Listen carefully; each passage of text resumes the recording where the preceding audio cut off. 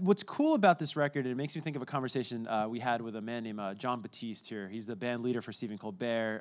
He's got a new album coming out, whatever. We were talking last week about songs and how songs have lives like we have lives. And you get to know a song in different ways as you get older. You revisit material. And that's made me think of this record, and specifically the song Disconnected. Which is one of my favorite songs, and I want to actually highlight a passage and ask you a question about it. Reading some of the lyrics from Disconnected, it says, it's like a quiz. Why do bands get so nervous when I read their lyrics, like we're going to quiz you on something? No, but it just says here, and I'm sure you know this very well, it says, you don't know what you want. It may take you years to find out. You don't know what you need. It's something that may never come to you.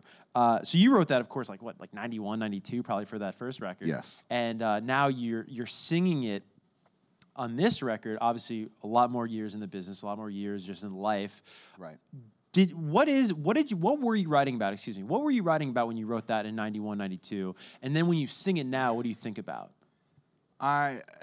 It's still relevant in much the same way that it was when I wrote it. I was in my early 20s when I wrote the song, and I was writing about, being at that age, what it's like to be in your late teens, early 20s, and you're still sort of trying to discover yourself, and that passage is specifically about that, about being young and not really growing into what it's going to be, what your life may ultimately be, or what you want for your life,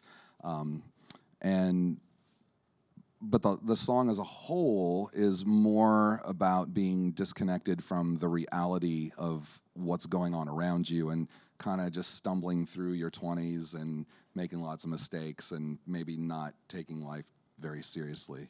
And actually, I used to be super, super serious when I was that age. So it was almost like cautionary to my other 20-somethings at that age. And so now that I'm almost 50, it's still about just what it's like to go through life at that age, and feeling like you know so much and you kind of have it figured out, but you couldn't imagine what's coming 20 years later. Yeah, it's impossible. I mean, there's a little maybe impatience there of wanting to figure it all out. Do you feel like maybe that's one of the biggest differences between face-to-face then and face-to-face now, is that patience that just comes with age and experience? We've always been hungry for the next thing, whatever we're working on, and we still feel as vital creatively and musically as we ever did. And it's interesting because every stage of your life that you're going through, you're almost intellectually 10 years behind yourself, I just got used to my 20s when I was in my 30s, and my 30s when I was in my 40s. So you're always kind of playing catch up. And I think that goes back to that line, you don't know, it may take you years to find out. And it doesn't end just, when you hit these plateaus in life. You're always... Yeah, that's a good point. And I guess that's the way that maybe that lyric is relevant no matter what age you are, is a lot of times you might think you know what's good for you, and then if you get it, you realize that wasn't the thing.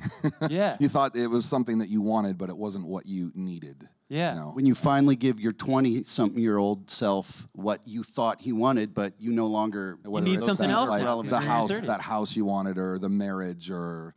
I don't know, a sports car, if you're... Did you guys ever figure it out? Still searching. No, there's no figuring any of this stuff out. Hell yeah. No, there's just your best measured guess. Yeah. And, I mean, I think ultimately it's just about trying to be a good human and being good to other people and try to keep the ugliness down.